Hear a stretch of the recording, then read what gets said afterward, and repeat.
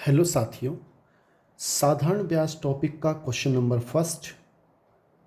बहुत ही शानदार क्वेश्चन, आप इसको देखें, जो कि रिट एग्ज़ाम 2022 में आया है। इसे दो तरीके से हम क्वेश्चन करेंगे।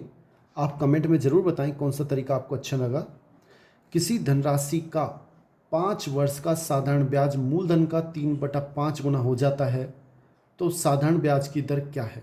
साथियों, आप सूत्र को याद रखें कि जब भी क्वेश्चन में आपसे कहे कि साधारण ब्याज मूलधन का n गुना हो जाता है, साधारण ब्याज मूलधन का शब्द हमेशा याद रखें, साधारण ब्याज मूलधन का n गुना हो जाता है, साधारण ब्याज मूलधन का n गुना हो जाता है, तब सीधा सूत्र लगाना है r गुना t बराबर n गुना 100। आपका क्वेश्चन हल हो जाएगा।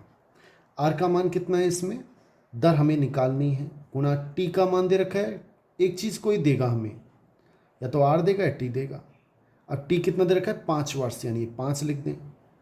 n गुना हो जाता है, यहाँ पे n के स्थान पे कितना गुना हो जाता है, 3/5 गुना हो जाता है, तो यहाँ 3/5 लिख दें और गुणा 100। 5 से इसको काटेंगे, 5 एकम 5, 5 दूनी 10 यानी 20। r का मान आ जाएगा 3 गुणा 20/5, नीचे चला जाएगा, 5 एकम 5, 5 चौक 20, 4 तिया 12%। हमारा बिल्कुल सही आंसर, यानी सी ऑप्शन बिल्कुल सही है। साथियों, दूसरे तरीके से भी हम इसे देख लेते हैं। साथियों, दूसरा तरीका इस प्रकार है कि मैंने मान लिया कि मूलधन जो अब पी होता है वो 100 रुपये है।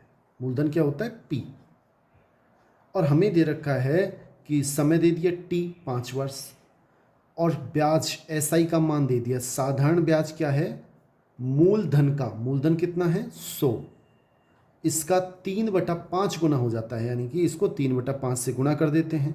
5 का भाग जब 100 में देंगे तो 20 बार जाएगा, 20 तिया 60 रुपये।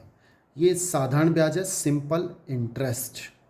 तो मैंने यहाँ लिख दिया 60 बराबर पी का मान, मूलधन 100 रुपये है, आर का मान हमें ज्ञात करना है, टी का मान 5 वर्ष है, बटा 100।